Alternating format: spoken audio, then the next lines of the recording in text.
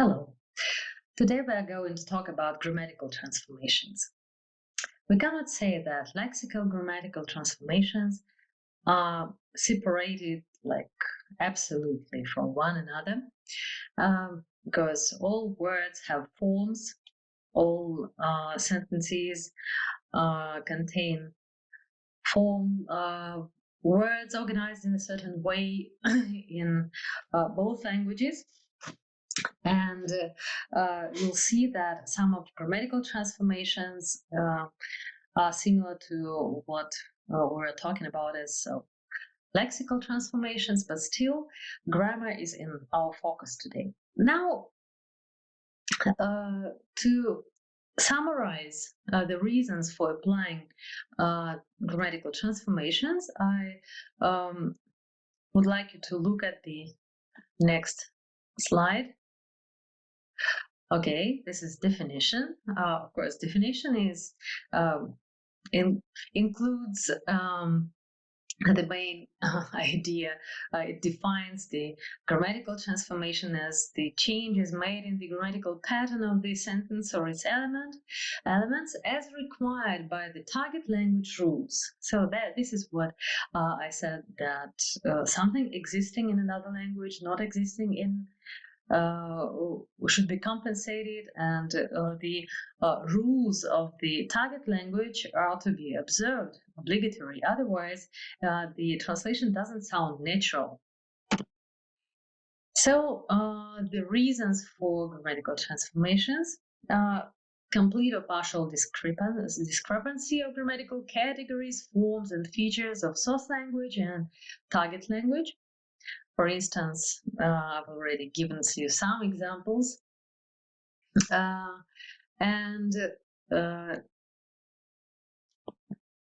Also the frequency of use of corresponding grammatical forms, because some grammatical forms can coincide and you can find them in both languages, but still some transformations, some changes are required because there are slight differences in their use.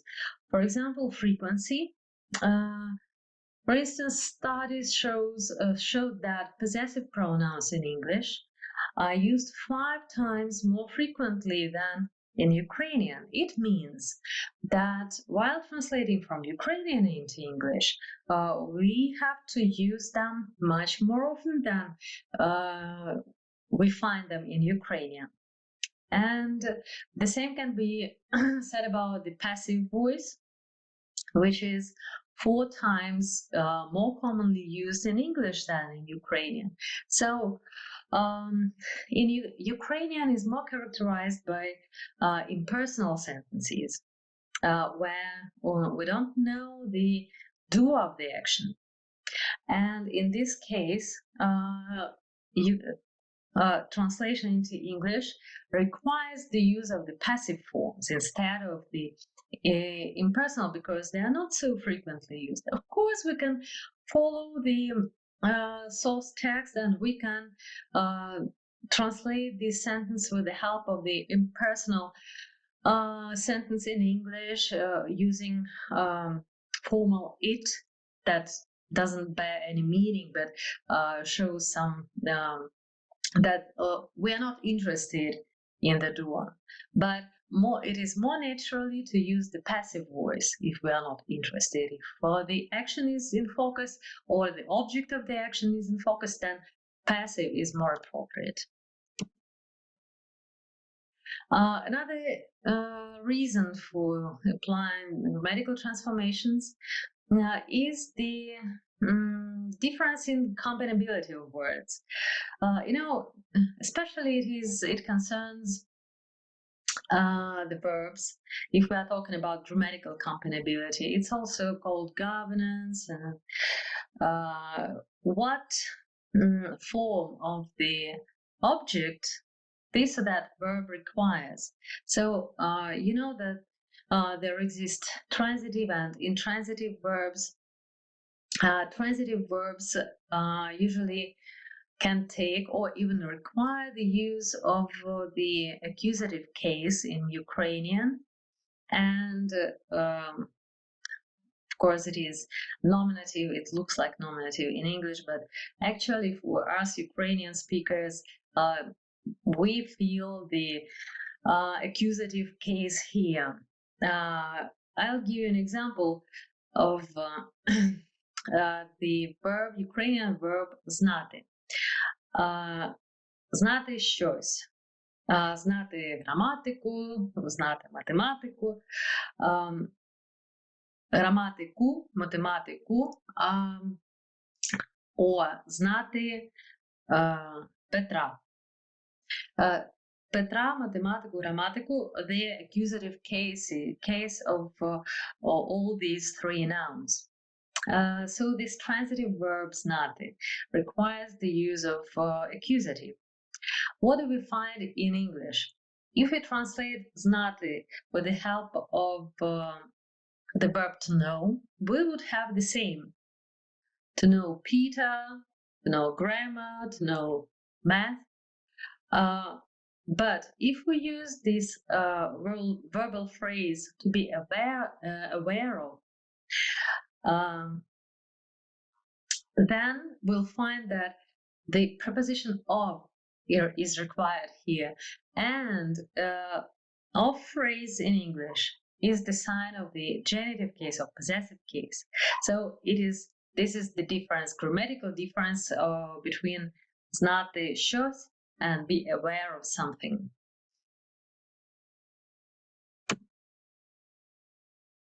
Another reason for applying grammatical transformation is that communicative functions of different sentences may be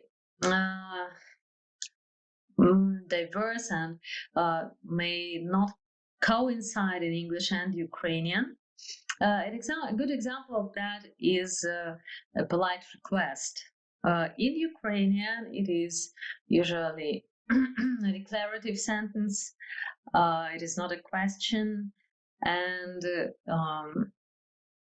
imperative of the verb is used. And in English, we often find a question. Yes, and we often find suppositional mood. Yes, and for example, відчиніть, будь ласка, вікно. Will you open the window? Or will you open the window, please? So this is a question in English, and only because we know the functional use of these types of sentences, we can easily exchange and know that they are direct equivalents of one another. If we didn't know how these sentences are used, we wouldn't be able to transform this sentence in such a so considerably, because of course we would translate it directly. Open the window, please. It would be understandable. There is a difference between sounding understandable and for the person you talk to, for your interlocutor to understand what you mean. And another thing is to sound natural and use the usual conversational formula. So this is an example of a conversational formula applied in this case. So here we can see that declarative sentence is transformed into an interrogative sentence.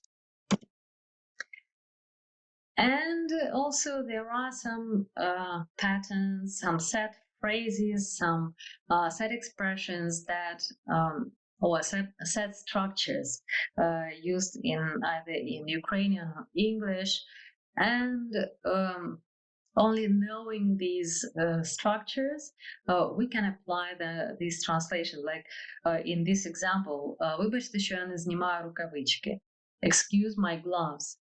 You can see that these two sentences can differ considerably in the wording and in grammar, but communicatively, and they have the absolutely the same meaning.